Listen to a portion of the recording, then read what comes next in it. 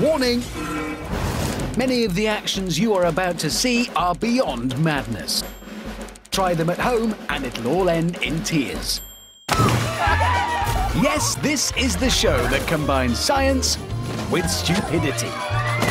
You are about to witness the antics of people who have gravely misunderstood the laws of science. We'll explain what went wrong and why by exploring the scientific principles behind momentum, parabola, and our old friend, gravity. Science is a force to be reckoned with. Mess with its rules, and it'll mess you up. So don't try any of this at home, or anywhere else for that matter. Look out! It's the science of stupid.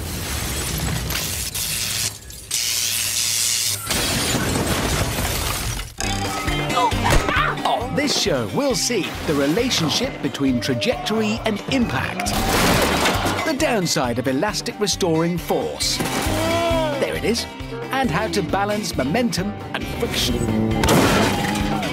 Or not. But first, this.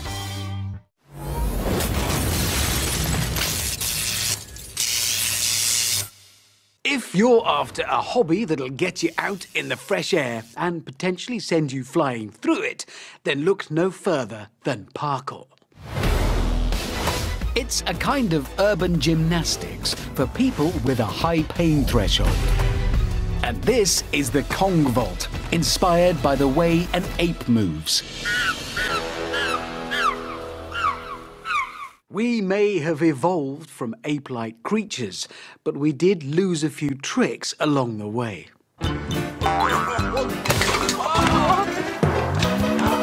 Oh! Never seen an ape do that. Okay, when done correctly, the Kong Vault relies on being able to master a little rotational science, like this. First, he runs to gain momentum. Jumping forwards, this becomes angular momentum, rotating him over the obstacle. He then pushes down with his arms to reverse the rotation, enabling him to bring his feet underneath him for a balanced landing that retains plenty of momentum.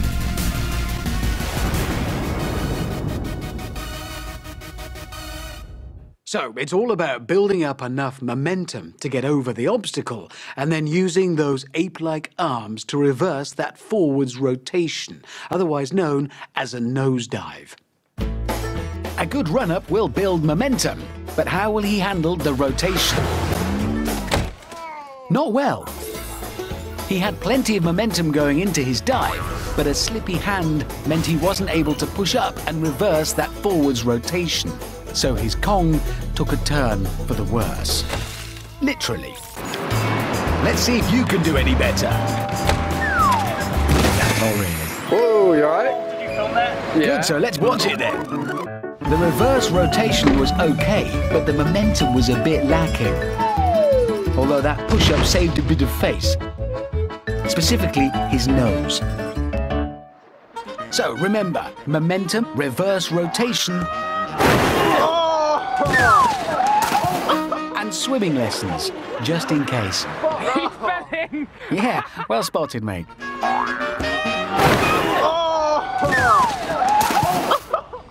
Guess what? Master the single Kong, and you can step it up with a vault over 2 obstacles. It's called a double Kong, imaginatively. If you can muster even more momentum and perfect that counter-rotation, then you'll nail it. But if you can't, you'll nail yourself. Not enough momentum to clear both walls, but more than enough for a nosedive. He's got it. Nice rotation. Last one wasn't so good. And that's because every time he counter-rotated, he lost momentum. Lovely somersault, though.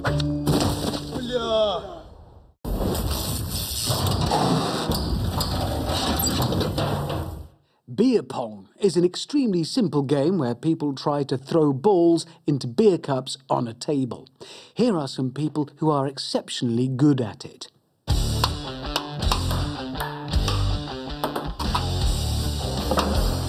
Nice one, Grandma!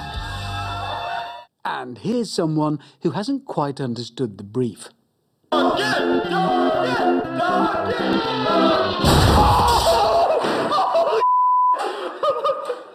Unfortunately, it turns out he's not the only one who thinks the slam dunk is a valid beer pong move. So if you're amongst that number, at least listen to this cautionary science.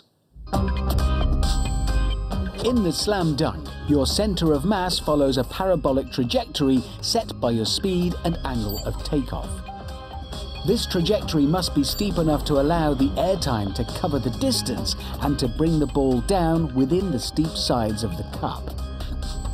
But the higher you jump, the more time gravity has to act on your mass, and so the greater the impact. First off, approach that table at speed. Good speed, but it is better to go over the table rather than under it. You're up next. But not up enough. He wanted a launch angle closer to 45 degrees and certainly higher than cup level.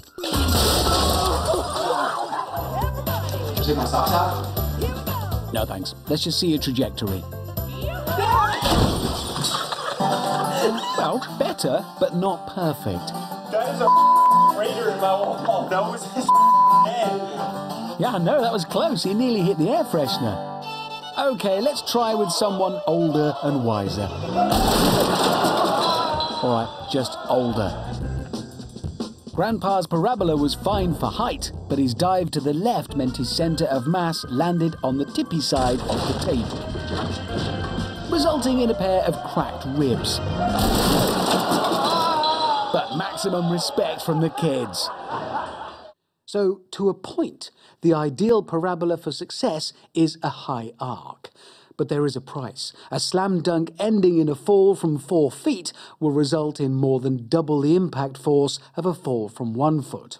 Not to mention a few more splinters in the face. So if you see your friends setting up for pong, dissuade them gently.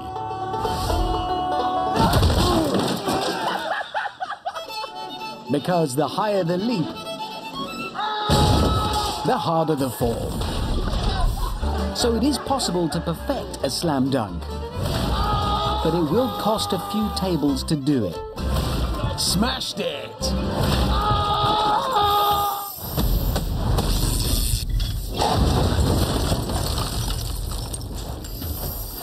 Skimboard high five. Maybe. We're not sure yet. Neither am I.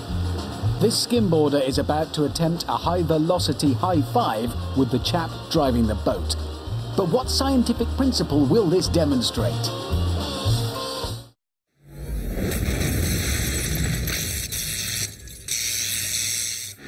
So, did you guess the scientific principle this skimboarding high five is about to demonstrate? Let's find out. Here it comes. Slows down in front of the boat. Let's go with the rope. He's coming by us. He's coming right beside us. There he is. Yep, it's centripetal force. This is provided by the tension in the rope accelerating the skimboarder in a circular motion. And it means that when the boat steers in, he's on a high-velocity collision course. And more of a low 10 than a high 5.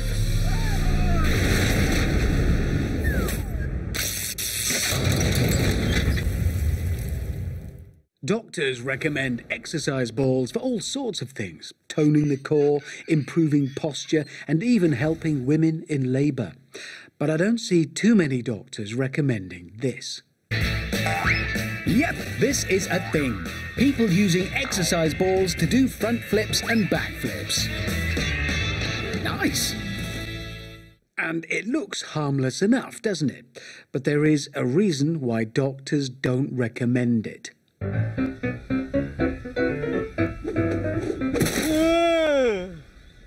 You don't have to jump off a cliff to end up in a messy heap. And that's largely because of elastic restoring force. That is, squeeze an inflated rubber ball and as it pushes back, it returns the energy you put into squeezing it. With exercise balls, it's the same principle, just on a much bigger scale. For a front flip, he jumps onto the near side of the ball. If the ball's elastic restoring force does not act through his centre of mass, he will rotate forwards.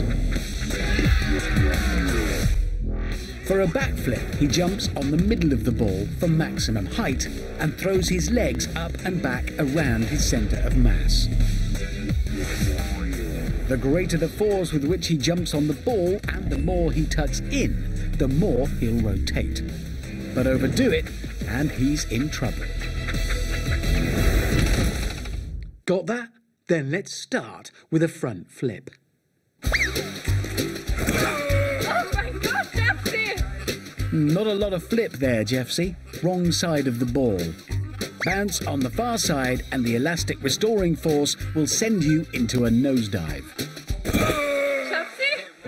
Exercise balls return about 80% of the energy put into squashing them, which was more than he expected, and resulted in an impact equivalent to a melon dropping on his chest from 16 feet. Yeah, I hate melons too. Tuck in from straight and you can spin 3 times as fast. See what I mean? He rotated at 120 RPM. Impressive, but I don't think he meant it. That's not an exercise ball. But that is a sore neck. Tyres only return about 40% of the energy, half as much as an exercise ball does. So less height and less rotation, but plenty of pain. Okay, that hasn't gone well. Perhaps we'll have more luck with backflips. Let's be honest, we probably won't, but we'll give it a go anyway. Big drop. This is tense. And mildly disappointing. He was going for a double flip, but his initial bounce isn't big enough for the elastic restoring force to give him the boost he needed. Yeah, you really dug a hole for yourself there, mate. With your head. Back to class. Different technique there. A jump meant more elastic restoring force and so more bounce. Nice one, coach. Don't worry, son, no sand to get between your teeth here. Just carpet.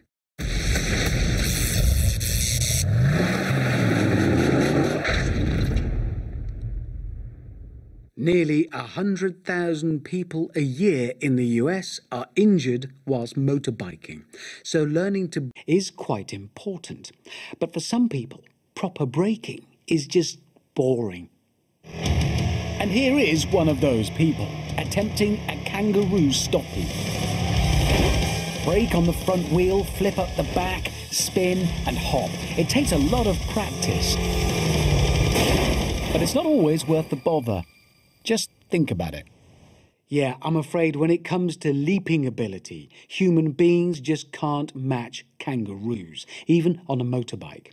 So for the purposes of damage limitation, here's the science. First, he opens up the throttle to build momentum, then applies the front brake. The combination of frictional force stopping the front wheel and the momentum of the rider and bike causes a turning effect.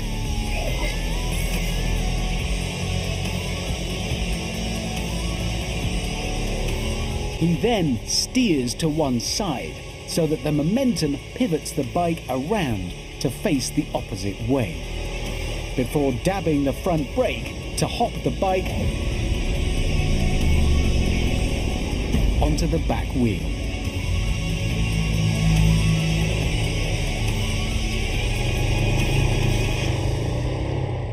So first of all, it's about getting just enough momentum.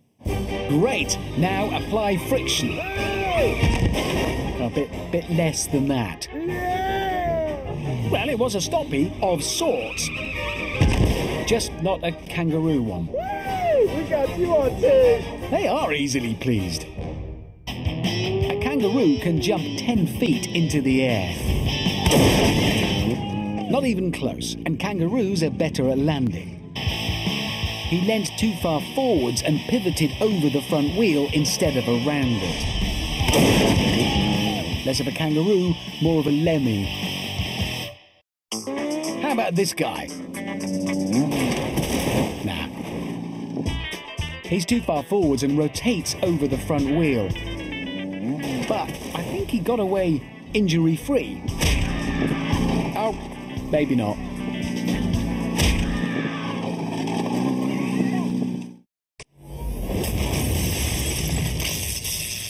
For fans of the great outdoors, nature's just a playground, and one of its star attractions are river rapids.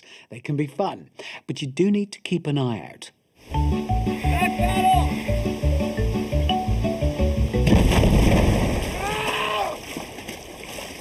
Okay, so getting shunted in the face with a kayak is pretty bad.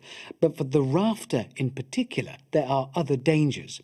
You just got to know how to handle them. When rafting, normally a crew balances out their weight equally, keeping the combined centre of mass central to the raft. But as they ride through rapids, the high water velocity and turbulence can tip the raft from side to side. So the crew must adjust their combined centre of mass to maintain stability. Another hazard is a hydraulic.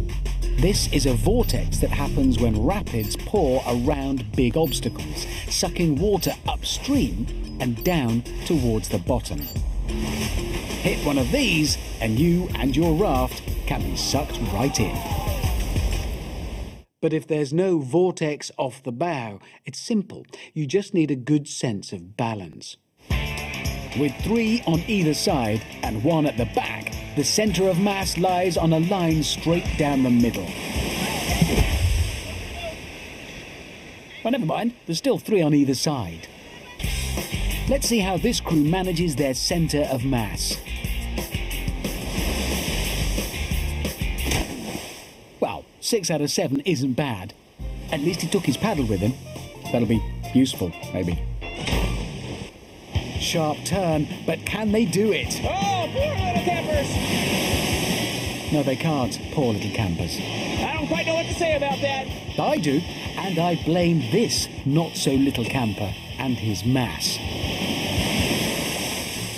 Remember that vortex I was talking about? Well, that raft up front is about to get stuck in one. Once you're in, it's very hard to get out. A little push might help. There you go. That's half of them out. Kayaks can experience less pull from a vortex because they're smaller than rafts. Doesn't always help, and sometimes bailing out is the only option. No? Okay. Did you know the official record for the longest underwater breath hold is 22 minutes? But he was a free diver, not a kayaker. Ah, there he is. Better late than never.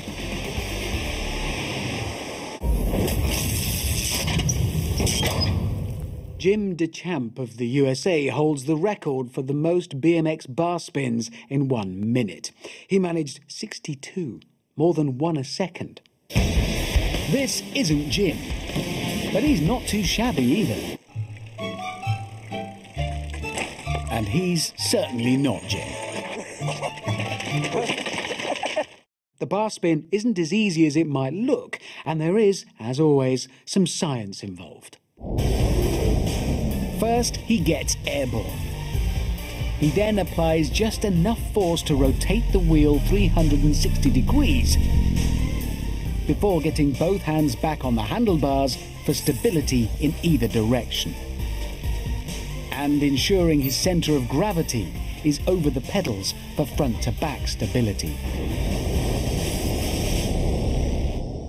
So the big challenge here lies in pulling off that pain-free landing, and that starts with getting your centre of gravity in the right place.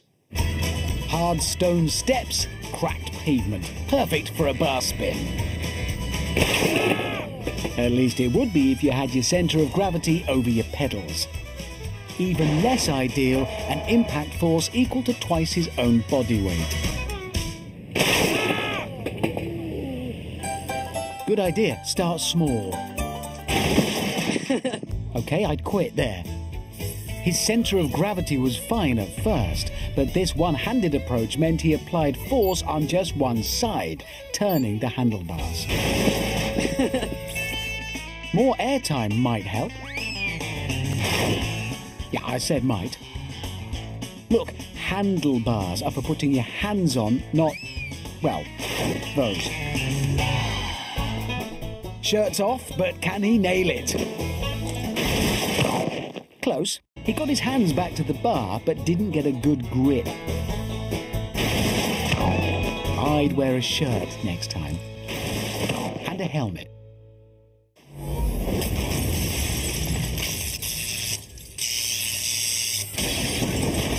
Right, and let that be a lesson to you all. Attempting any of the stunts you've just seen can only lead to injury and regret.